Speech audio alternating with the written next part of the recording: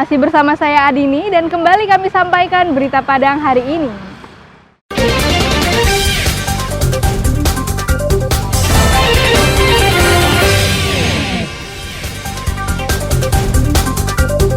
Bersembunyi di loteng rumah, residivis kasus pencurian di Padang diringkus polisi. Mantan Direktur PDAM Pasaman Barat ditahan Kejaksaan Negeri setempat karena korupsi ratusan juta rupiah. Dua guru sekolah dasar jadi tersangka kasus meninggalnya Aldelia.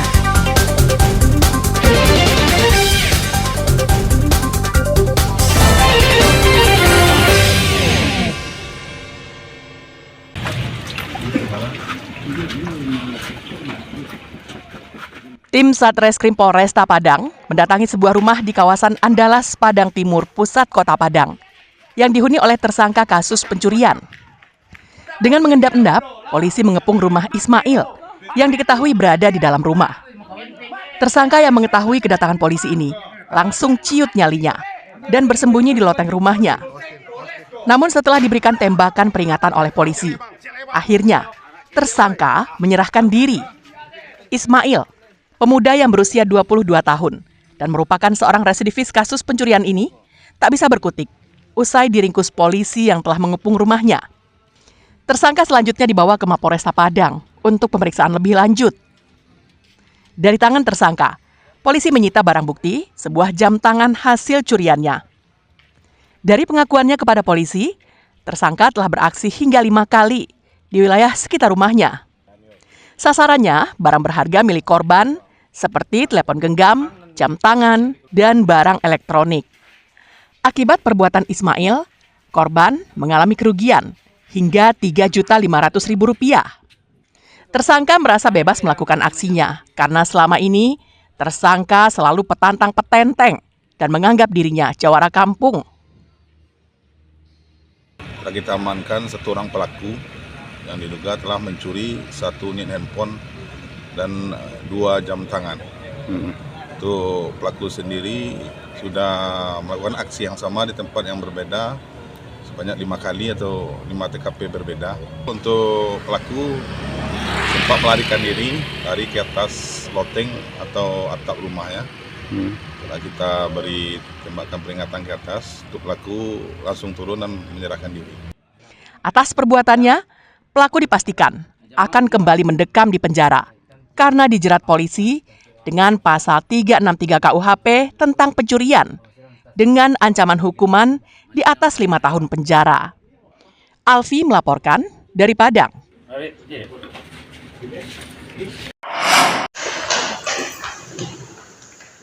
Usai diperiksa sepanjang minggu lalu dan meminta keterangan sejumlah saksi, Kejaksaan Negeri Pasaman Barat akhirnya menahan mantan Direktur PDAM, Helju, dan menitipkannya di rumah tahanan rutan Polres Pasaman Barat selama 20 hari.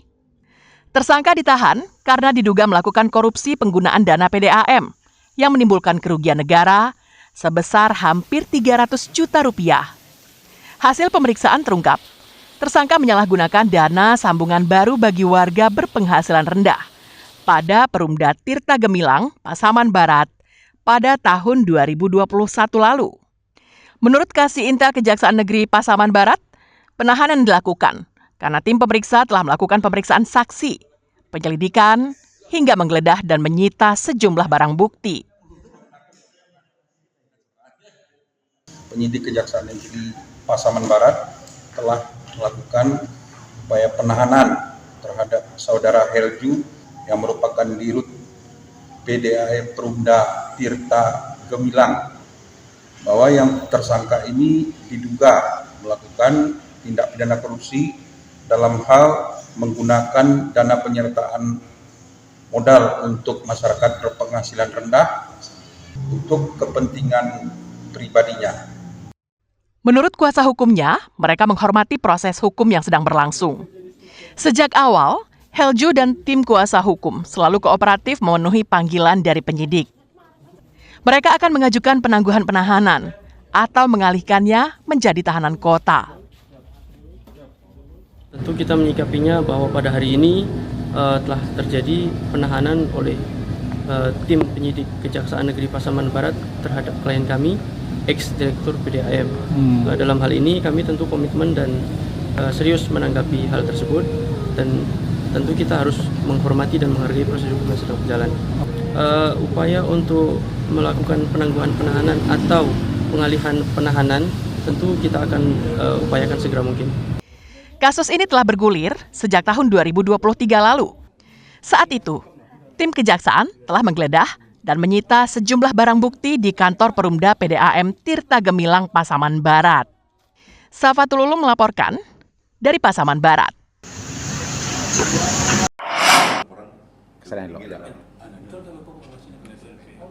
Setelah melalui proses penyelidikan yang cukup panjang, polisi akhirnya menetapkan 2 guru sekolah dasar negeri 10 di Ampek Koto Awamalintang, Padang Pariaman sebagai tersangka kasus meninggalnya Aldelia.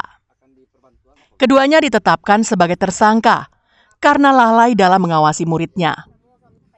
Pasalnya, murid-murid di sekolah berada dalam tanggung jawab guru. Hal itu diutarakan oleh Kapolres Pariaman kepada pers Jumat pekan silam. Kedua guru itu, Joni Waldat, guru olahraga berusia 40 tahun, dan wali kelas Amril Harmen yang berusia 50 tahun. Keduanya dianggap sebagai pihak yang paling bertanggung jawab atas meninggalnya Aldelia Rahma, bocah berusia 10 tahun yang mengalami luka bakar hingga 80%. Aldelia terbakar saat mengikuti kegiatan gotong royong di sekolah pada tanggal 24 Februari 2024 lalu. Sedangkan teman korban yang menyiram minyak ke tubuh korban hingga korban terbakar sempat juga diperiksa polisi. Namun tidak bisa dijadikan tersangka berdasarkan undang-undang karena masih di bawah umur. Kedua pelaku dikembalikan kepada orang tua masing-masing.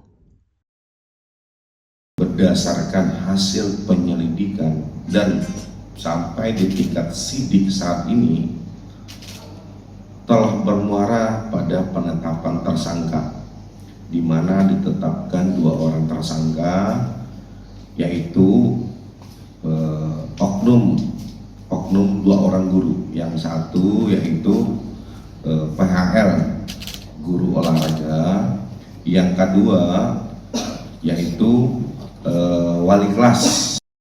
Kedua tersangka dikenakan pasal 359 KUHP karena dianggap lalai yang menyebabkan seseorang meninggal dunia dengan ancaman hukuman maksimal 5 tahun penjara.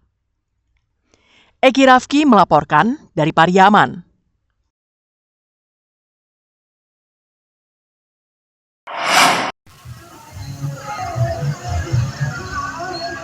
Ribuan warga Nagari Pinaga Awakuniang, Kecamatan Pasaman, Pasaman Barat, menggelar pawai obor untuk menyambut Tahun Baru Islam 1446 Hijriah, Sabtu malam pekan lalu.